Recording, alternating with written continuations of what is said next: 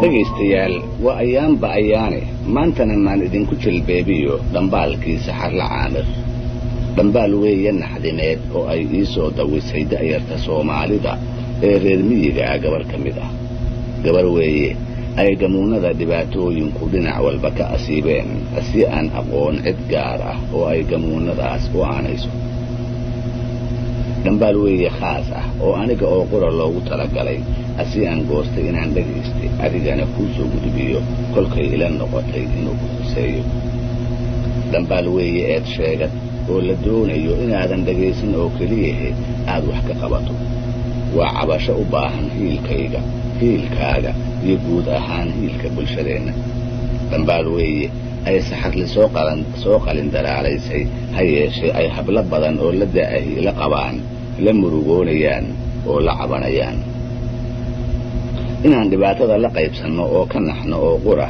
miyay tolow saxarli doonaysaa maya waxay doonaysaa wadajir inaan wax kaga qabanno hagardaamada aan iyada oo keliya la soo gudboonaatay boqolaal habla ah oo ay isku gada yihiin xorriyaddii shakhsiga ahayd inta laga qaaday ayaa saxarla loogu adeegtay sidii qalab aan hadlin aan fakerin oo hadba da'dii la doono gudaha aqalka laga soo jeediyo waxba yaanan gogoldhigga idinku dheerayne warqaddeedii iyo wixii ku qornaa maan idiin soo gudbiyo iyada iyo kuwa la midka ah ee qalab ahaanta loogu adeegtay aad u hiiliseene erayadeedii naxdinta lahaa maan maqalkiinna ku soo rido qaybtii labaad aan idiin mariye dareenkiinna daqiiqado iigu deeqa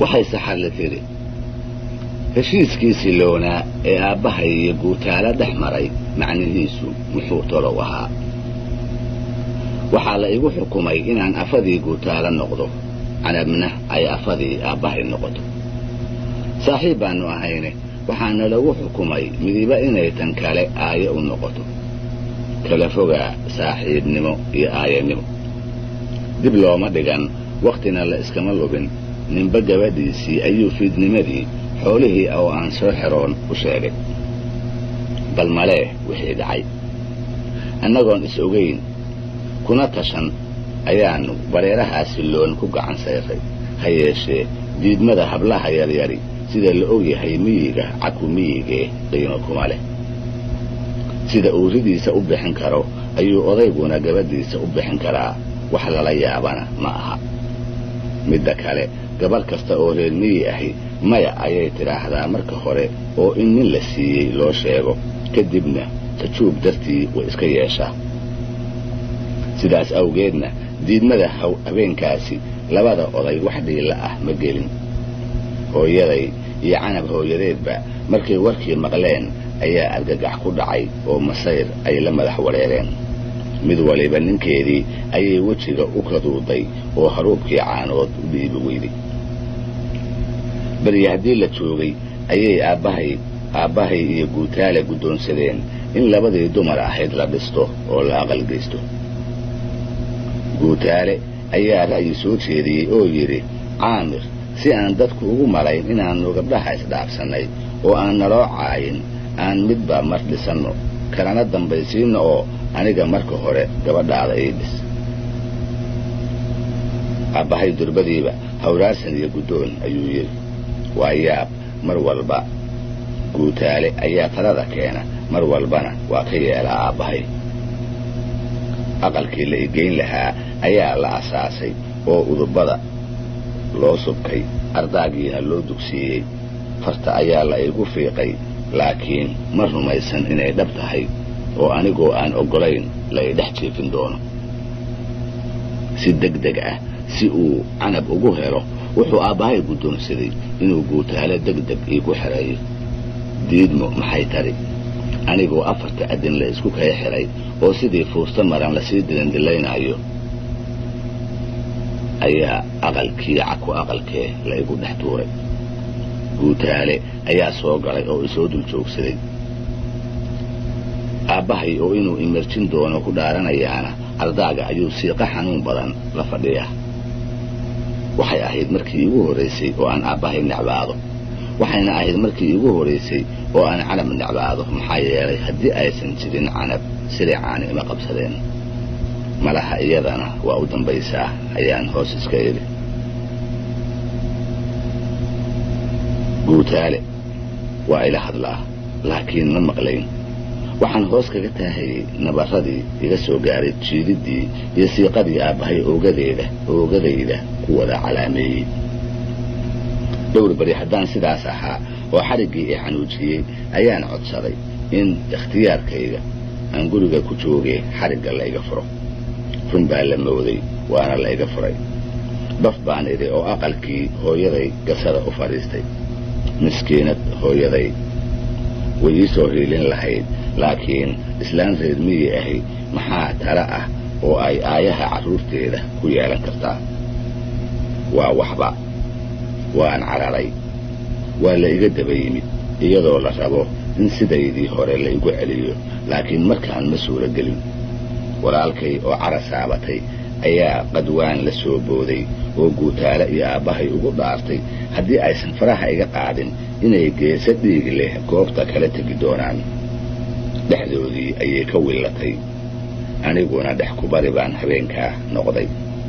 kala jeclaayaa saddexda murmaysa: guutaale, aabbahay iyo walaalkay.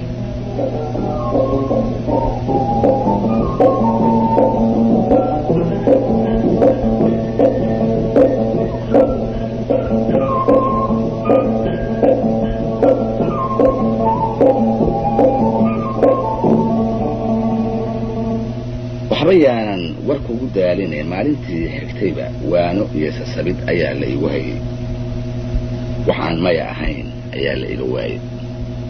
anigoo muruga ooyaya oo gaajo iyo oon golongolay ayaa maalin maalmaha ka mid ah waxaa ii yimi 3 wiil oo isla beesha ka tirsan. waxay ii sheegeen inay habboon tahay aniga iyo canabba inaannu israacno oo u cararo magaalada Jeecdheer, dabadeedna u tagno garsooraha degmada. waxay ahayd markii iigu horraysay oo aan maqlo xeerka qoyska. waxyaalihii badnaa ee ay xeerkaas iigu macneeyeen waxaan ka gartay inuu yahay xeer dhigaya inaan gabdhaha lagu qasbi karin nin aysan doonayn. waxaan markiiba hoos iska weydiiyey su'aasha yaab kale ee ah, tolow garsooruhu xeerka ah ma maqlay? wiilashii ka yeelnay. subaxdii dambena annagoo dhuumanayna ayaannu Jeecdheer gallay. meel kale annaga oo aan u leexan, baahiduna si baas noo gubayso, ayaannu xafiiskii garsooraha tallaabada u qaadnay.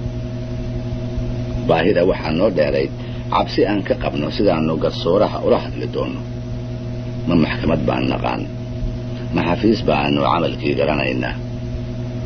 show warqad baa la qortaa? ma warqad baannu qori naqaan? show arjiqoraa loo tagaa? ma arjiqoraannu naqaan? sidaan u sii soconnay ayaannu albaabkii xafiiska soo joogsanay. askarigii baana weydiiyey waxaannu doonayno.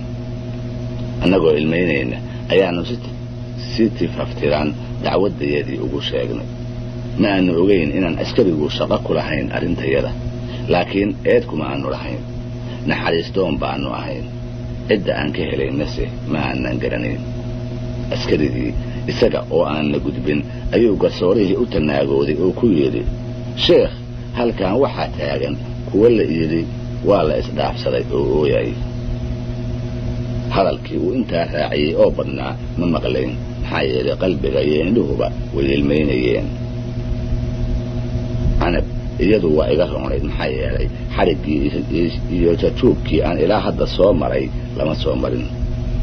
wax yar kadib ayuu askarigii qolkii garsooraha noo gudbiyey. hadal wuxuu ku bilaabay, ilmo ayaa tihiin. mid waliba aabbaheed bay sheegtay inaysan tan kale aabbaheed niyad u hayn oo doonayn. xaashiyo miiska u saaraa hadduu cabbaar ku mashquulsanaa ayuu intana soo eega yidhi, socda reerihii qabta carruur yahay, ma idinkaa isu taliya? iyadoon midina canaantii ka jawaabin ayuu askarigii soo baxa nagu yidhi bal muu sugo inta uu garsooruhu amarka bixinayo agajiid annagoo ah markaa albaabka ka baxayna ayaanu maqalnay oday meesha fadhiyey oo leh alla maxay dunidii kharribantay bal goormaa la arki jiray habla sidaa u da'yar oo iskood u tashanaya adduunya gadoon canab kama aan warqabin laakiin aniga waxay ila noqotay cid waliba inay naga soo horjeedo dhabtiina way ahayd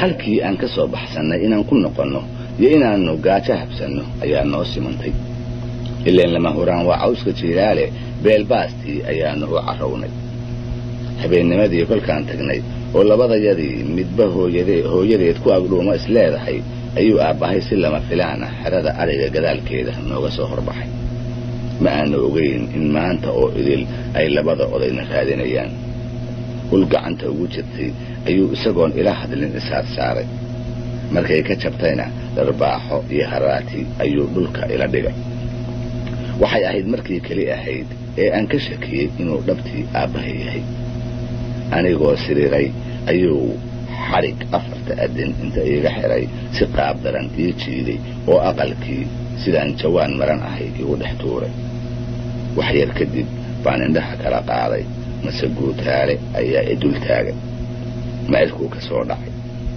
wuu hadlay oo daldalmay oo waana igu dhaqaa yaase kow ka odhan haruub caana ah ayuu agtayda soo dhigay oo yaa dhamaya intaan ku gurguurtay haruubkii ayaan gacmaha iga xirxirnaa ku dhuftay say dhulkay ku daateen caanihii oo idil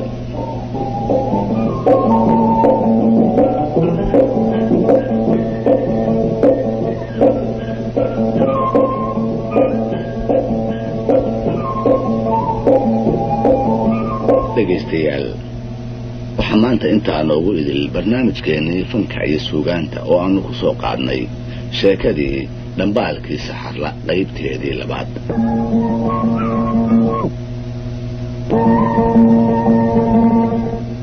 dhegaystayaal waa ayaanba ayaane maantana maan idinku talbeebiyo qaybtii 3 ee dhambaalkii saxarla caamir